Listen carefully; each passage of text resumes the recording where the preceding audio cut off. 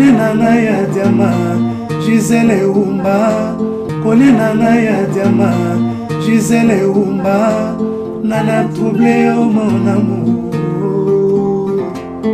Merci Gisele Umba Diama noir. Pourquoi vous allez marche? Bon, merci. Marche to sali, toza contre Falité. Parce que Fali, il est congolais comme nous. Alors, tout ça, la marche, c'est contre le système où ils sont en République démocratique du Congo. Donc, c'est ça le problème. Donc, les frères, frères, mais contre les systèmes où on est en Mboka.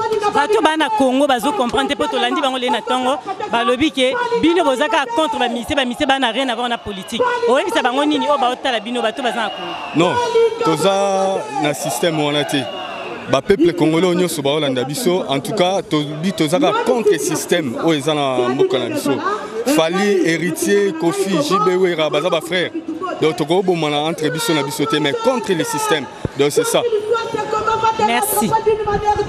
Démocratie est raison pour laquelle nous sommes ici. C'est le pouvoir politique qui compte à rappeler. La jeunesse congolaise qui est basée ici en France. En fait, doit pousser les gens ont études tendance à croire au plus haut niveau. On organise des manifestations pour dire que stop au cancer. En réalité, c'est pas ça. C'est juste la spéculation. Le vrai combat que nous avons, c'est contre les régimes. Nous ne sommes pas contre les musiciens. Mais nous voulons que les musiciens puissent s'insérer dans le rang des combattants. Parce que les gens qui vont au concert sont aussi victimes du régime. Étant donné qu'eux, ils prennent beaucoup du monde et qu'ils restent dans leur coin, ça ne va pas passer. Ça va pas passer. Il faut qu'ils puissent s'associer avec nous afin qu'eux aussi puissent gagner leur...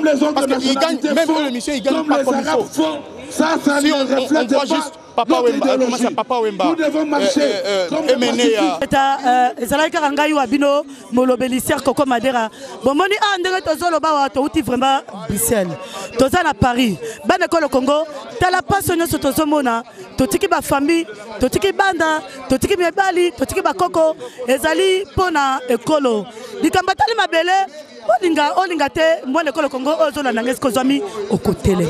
Faut pas si penser qui. Ce qui tozota la ndenge bandeko bazokufa na Kasai, ce qui tozota la ndenge bandeko bazokufa na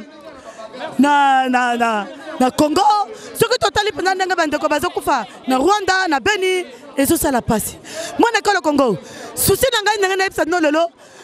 Ce qui boye bien sika un prisonnier à Bimaki à Bombanaki pour funda été. Parce que les alliés prisonniers au Babimi, Bangonde va libérer Congo. Parce que Kabila à côté de Massassi, à côté de Massassi. Donc, nous avons les 7 et le soulèvement populaire. Donc, les 7 mois de Congo, tellement Bundala Mbokanayo. Côté la parti politique. Nous sommes besoin de Bangona. Balinga Bango Binote Batala Mabumuna Bango. Constance Minoma Bomoni Kabakomo Kangabango. Balinga Tabako Kende Boloko. Yangana Pessibinombo Mingi to Uti Musika Bape Mape Ingeta. Et Kobeta Matin, parce que Tozana Mboka n'a pas ces ans à Matanga, il fallait aïe biango. Fallait assez à Salaba scandale. Et belé, il y a eu même des problèmes au niveau de combat. Bande de combattants, résistants, bêta makina Belgique, makambe maki belé. Il est kaka. Aïe mbalo ko défier penza dans ko. Alors que ngana zo yebisa fali. Toyebi ke zoé mutazana simana yo parce que tozana information o ezana kati penza. Comme on a maman c'est maille donc comprendre na yebi. Zoé mutazana sima parce que ba kokite balobi. Comment est-ce qu'on peut faire pour détruire le combat? Parce que l'autre est l'un qui sera combat. Donc comme on détruit le combat, balobi bon, bino ba musicien topé ça bino bon que nous défie pour panza bango. Na point oyo fali na musicien nyonso toro le bataille héritier bino nyonso. Oyebi ke malgré la diversité, ce qui est comme na point oyo ya musique, tout le monde se rassemble. Mutu nyonso tout ayoka na rapport na point oyo kolekate. Yangwana to ko yebisa yo fali o eza simana yo eza ba Rwandais bazo simisa o touche na touche wana ozo ebateke pour la carrière na yo ezali na kata compromission. Merci papa yangwana lingana lo. Merci maman. Alors pour vous dire il y a ceci. Nous on est les Congolais, on est des Congolais. On ne va pas lâcher l'affaire jusqu'au dernier coup. Alors c'est pour ça que je vais vous dire, j'ai été à l'école pour servir ma nation.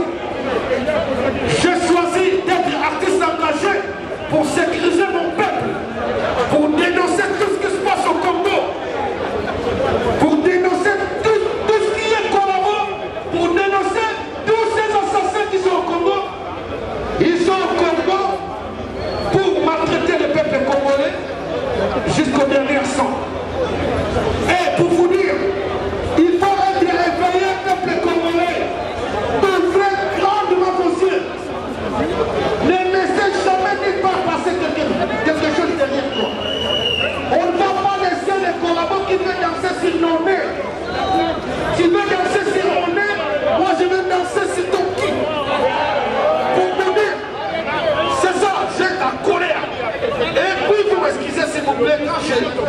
je sors des propos qui sont vraiment pas très bien. Dans le média, je sors de vulgaire, c'est la colère, mon frère. C'est la colère des peuples, comment ils tuent le peuple par-ci par-là. Moi je suis là, quand ils tuent le peuple là-bas, ils portent des armes. Ils tuent le peuple à bout portant. Est-ce qu'ils n'ont pas de douleur? Nous on n'a pas de douleur, non? Alors quand je les cite, je les cite.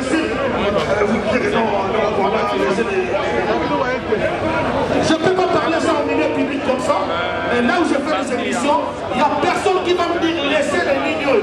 Je dois continuer de dire, dans mon biso, biso non c'est au nom des Congolais. Tatamo, Mamamo, Okolabo, Ukaka, a passé mon tachilouba. Bamba Mukasai Beltobwe, Bamba Mukasai Beltobwe. Wanduko shaba manyema, wanduko chutamano. Kongolo bala Swahili, Chuluba, Kikongo, Kiyombe, Kisaratame, les égoïstes étaient. Moussou Super Oleka, à Koloba. Bonne manière, Paguya Pinja Mouchiluba, Banokasai, oye! Banokasai, Sangai Wabwe! Sangai Wabwe! Adjano! Adjano! Heyo! Bana Mukasai, tuji ni kama chabuni. Bitu tu sama mumoi, tuji ni fumaji tunga, kwa tuji ni fumaji tungoto. Bana be tu ba Mukasai bende ba fubutu, butu bushi, butu nyama, bende ba fubu solo, mais baba somba. Dans Mbujimaï, donc le lot tout ça pour la martyr en Mbujimaï. Et surtout il faut la moussa peuple que non. Tala la distraction pour la musique, le concert, ils ont toujours plein de Rwandais quoi. Le lot ils ont dit que non, bacha côte ça la distraction. Dans le moment où tu as béni déjà, tout les gens ont béni. Bazo qui m'a bazo tika banda kuna bango ba Rwandais ba remplacer na ba village wana ba remplacer ba famille ba Rwandais quoi. Ndenge comme na matamo ba kosenga monotonie. Basenga ba allié ba vinaye awe pour combattre pour la mboka langa Congo to souffrir pour la rien parce que bato baza Congo balingi mboka se bongate c'est pour ça to kunda bitumba au banda Afrique Sud to za ba combattre banda Afrique Sud to yepe la paria to zo combattre ka toujours pour mboka la biso to ngit musique te fo mboka biso na bonga ça que mboka biso za un problème jamais musique ko betama après ça régime za place Kabila il faut mettre bango en danger permanent. Le problème de ça, à Congo, c'est que Moutinho soit à Binonso Boé à Lelo, comment on a insulté. Ça fait pas bien. Et tout le monde on a dit combien ça la bonne mission, combien ça la bonne mission, combien ça la Kabila, c'est ça notre but. Il faut que chaque Congolais puisse aux alliés. Autant que ça message qu'on a engagement citoyen. Il faut que chaque Congolais puisse s'engager pour changer la situation à Congo. La musicien Bazolo, il faut retourner à Bango Lelo. Bana pepe kale bazwaka combien? Bana ya MNE ya bazwaka combien? Parce que bato wana ba fournir quand même effort pour mboka wana. Bazwa combien? Et l'autre, c'est-à-dire bakoya encore ça dit sauter ma musique, ils sont soi-disant humanitaires et tous ces gens de comment expliquer là, le bel moralien. Tous ces gens qui ont dit que le conseil est l'acquis humanitaire. Parce que pour nous battre que nous avons mbongo na bango. Pour nous battre mbongo wana te kase que na humanisme, pas que nous débat. Donc conseil est acquis.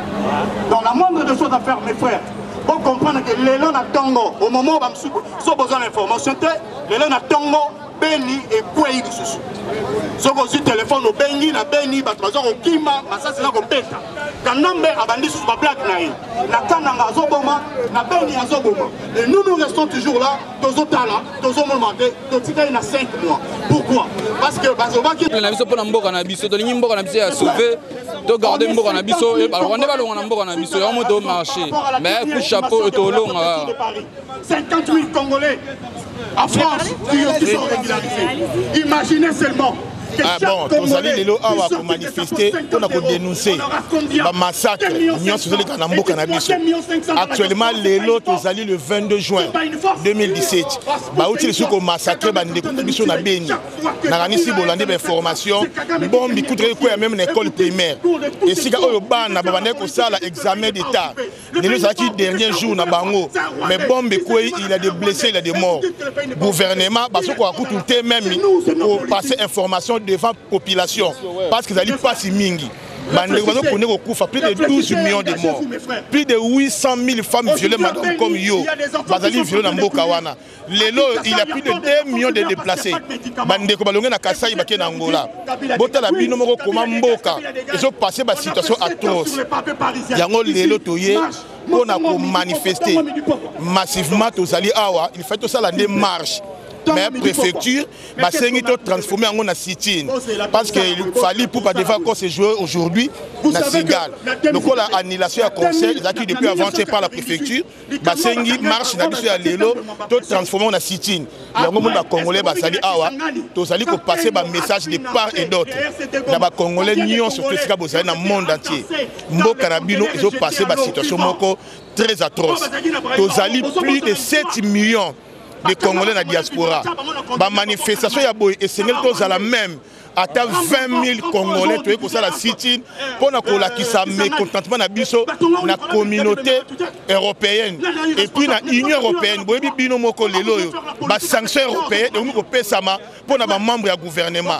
Donc, il passer un message ferme pour les membres. Le journal bon, le marche l'équipe bien, intercal banini.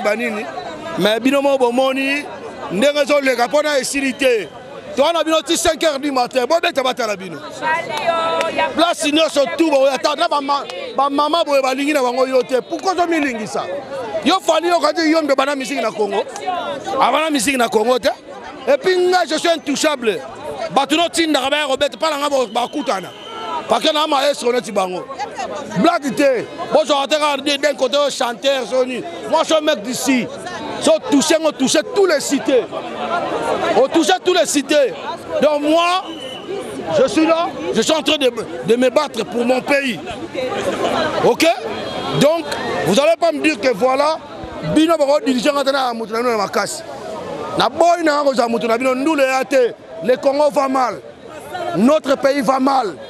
On doit défendre les gens qui sont là-bas. Donc comme je vous dis là, c'est la tête de WAM. C'est la tête de mes ex, c'est la tête de mes faits, les mecs d'ici là. Il n'y a personne qui va m'interdire. Boko Betakate. Bobet a 2083. Voilà. Biso, Nade Nazaboy. Naga chanteur le la bino, l'équipe bino tout na royemba. Et puis na international. Voilà. Nous on a une association qu'on appelle l'Afrique n'avance pas. Ouais. Tous mes potes algériens. Tous mes potes tunisiens, tous mes potes, comment je veux dire, tous les Africains, Togolais, Gabonais, Camerounais, Côte d'Ivoire, Marocains, ils sont avec moi. Voilà. Et ils sont dans le combat. Donc, ce que je veux vous dire, vous n'allez pas jouer ici, les gars. Allez jouer chez Kabila. Tu as déjà ma ambassade, on va faire ça Mbongo. Pour boire encore ça, on a yembela na ngautu Kabila te. Ok pour que na rejoindre mbongo na sima. Ba secret na no ba panzi bino de na bato aner. Bato aner ba panzi bino. Et puis on manda chante mutu gaero sala en aéroport. Non sala en aéroport pour nani. Pour dénoncer ba frère no ba congolais ba rwandais ba yebi biso. Yom de l'accent ba rwandais. Ingeta. Vive l'Afrique. Vive la liberté. Alors, peuple congolais, peuple du monde, je suis gabonaise. Si je suis là, c'est parce que je viens soutenir l'action de mes frères qui défendent les droits de l'homme. Ingeta, je ne défends pas un homme politique. Je défends la personne humaine. Les droits humains sont bafoués en Afrique centrale, dans toute l'Afrique, c'est la vérité. Et j'ai appris que, comment vous l'appelez, Fali devait faire un concert quelque part.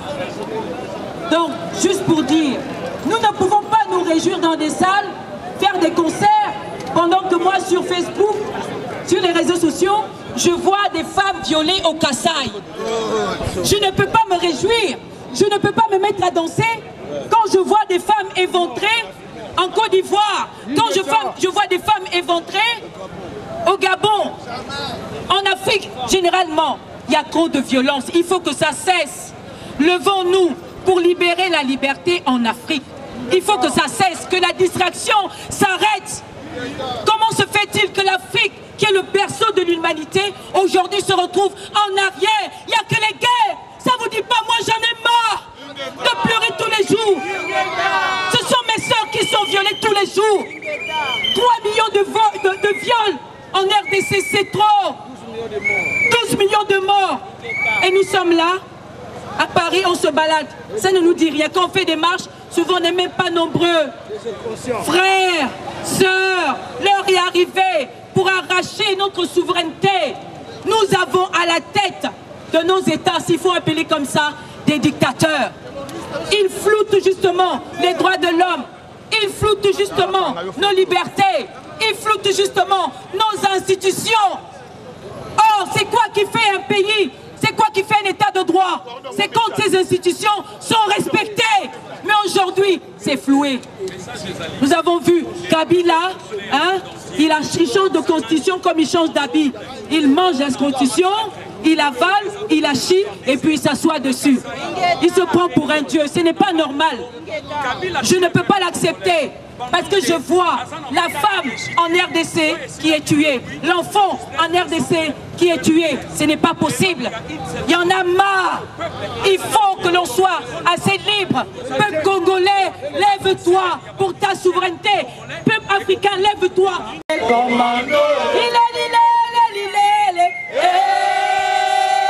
Congo et commando.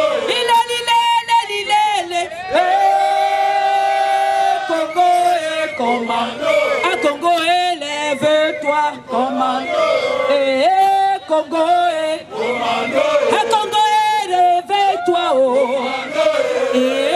Congo, tes droits sont bafoués, Congo, Congo, Congo, tes enfants sont tués.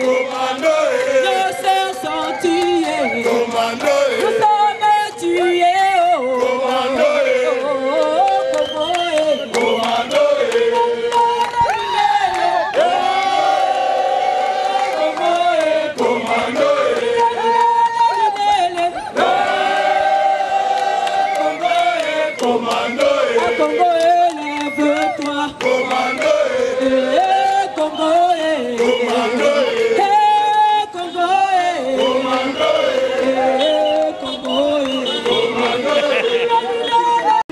à travers le Congo. Je suis Abkrasso, je suis de la Côte d'Ivoire, je suis ivoirien, le peuple congolais pleure, c'est la Côte d'Ivoire qui pleure, c'est l'Afrique qui pleure.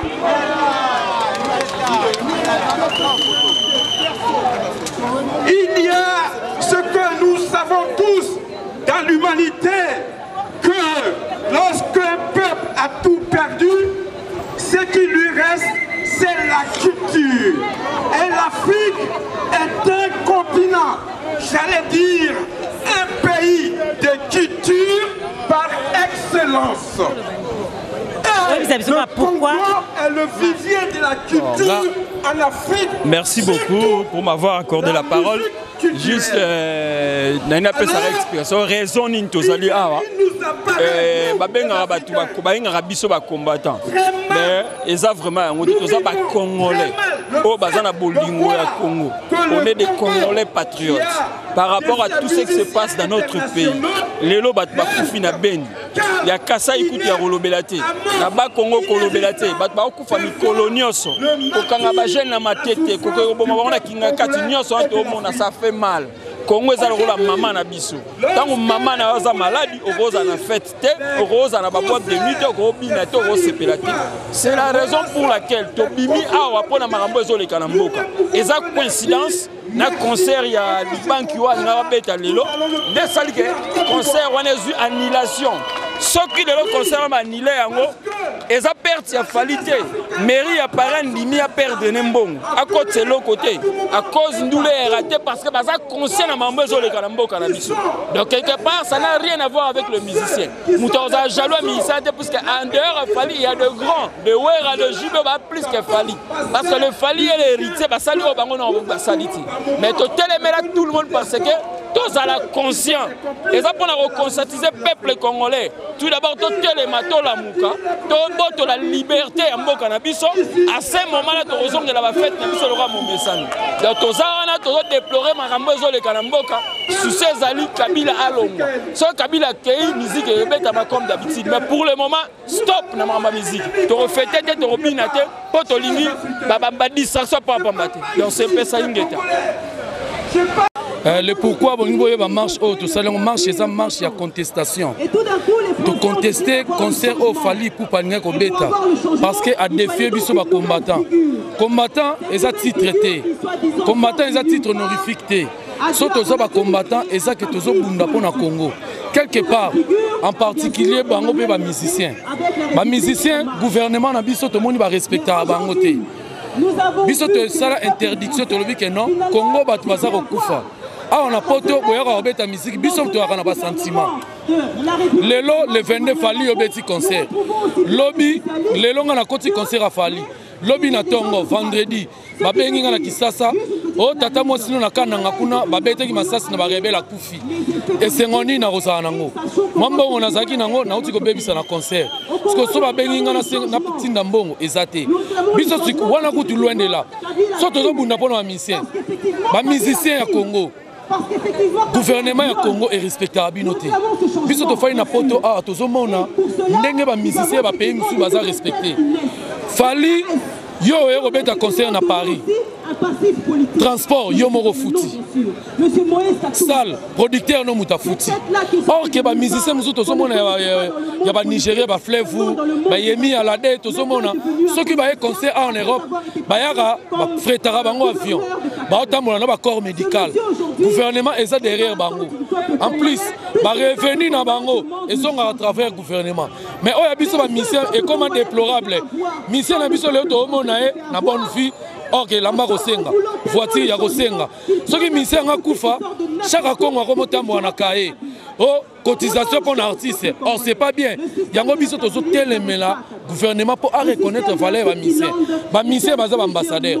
Baza ambassadeur culturel. Ba musicien na biso na Congo, baza ni na salle couvert. Ça, le spectacle exact, c'est la honte. Dédé, baza na studio d'enregistrement, c'est la honte. Il y a 3, salaire est bimaraté. Il y a 4 tokolo ba musicien na biso baza le roi ba orphelin ya bango moko. Alors pourquoi tozawa moni petcho na Fally alngo meka magie. Babundana peuple te. Ndule na bango toza contre musique na bango te. Mais toza contre système zotinda bango. Coopération rwandais. Et puis si bango là ba ko embrouiller pour bana besoin système moko leka neto kanga misu na bande ko na biso bazo kufa na mbujimai. Neto kanga misu na ba dossier nyonso bango ba sali ba bombi bande ko na biso bana besoin ba l'excellent ko moko boye ba boke beti mo concert pour ba distrait. Toi contre bango te fallait l'équipe ko ba l'équipe congolais to a chaki mai to na tina mai na été. En regardant la télé dans la biso za besoin to benga na occupation. On vous présente Katumbi comme 600 officiers rwandais ba na Congo, ba généraux. Comme le changement en France. Bazi biso mboka en otage, là tout ça quoi ba peuple nomade to sangi mboka. Yo fallait obéir biso musique. Des républicains. Mais comme ex-musicien Kalamingte. Pour Kalamingte, dans 2 semaines, tous en Kisasa. Dans 2 semaines, vouloir ou pas. Même Nzambe na Nicolas au regrettango. Même Nzambe na Nicolas au regretté. Dans 2 semaines, si vouloir ou pas, tu rebelles à Kisasa. Tu rebelles à Bango, tu la savon que Bissop peut aux bal. Ok, Kisasa solo. Donc, quand on Kisasa, tu as contre la force militaire. Continuer à s'exercer au Congo. Système à utiliser qui? Pourquoi ouais, bon, maman, tout ça, il marche. Tout ça qui n'a pas une réunion, qui n'a nière dernièrement. Ça qui a expliqué qui a une démarche. Dans les commis les lots. Tout ça qui marche, et qui par rapport à concert, il y a Fally, il y a Mais mardi, tu as avancé qui na niveau de démarche administrative, na niveau de préfecture, parce que par exemple, Kibiso, tu échanges qui sur la question, parce que préfet a besoin d'approfondir l'intelligence sur la question de la sécurité. Donc, à Benga Kibiso, na combo la communauté, tu as qui te lobby, tu expliquer la situation, et puis l'après-midi, Kibiso a un producteur dans la salle pour la côté sur la faisabilité et l'annulation. Comme une après-midi, à Yambi Bango, le deux salles, producteur dans la salle, Baboy a annulé le concert. Pour des raisons, il y a financement. Ouais.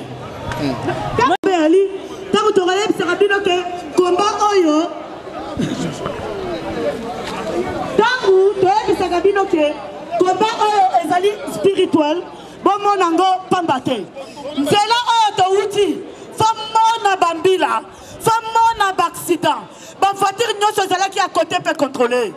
Dieu salue à Dieu, le Dieu de nos ancêtres, parle. Le Dieu de Kimbaku, parle.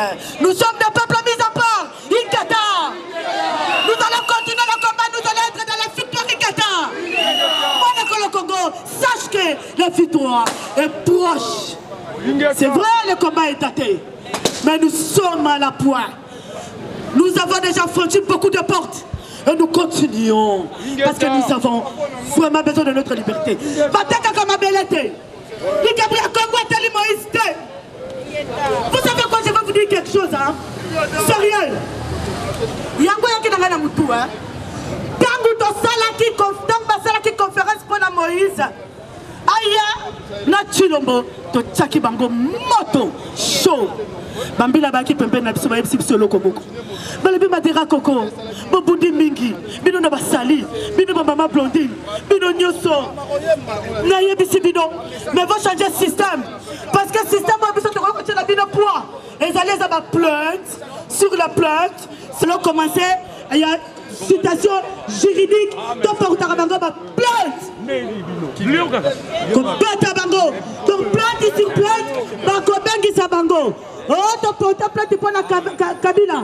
Oh, Hippolyte Mobangate. Ceux qui plantent des années 3 à 4 plaintes sur plainte, Bakobe qui ça y est, et Bakotouna y est, la voie publique, et ça gali, Tolanda, mais la minele. Ingeta.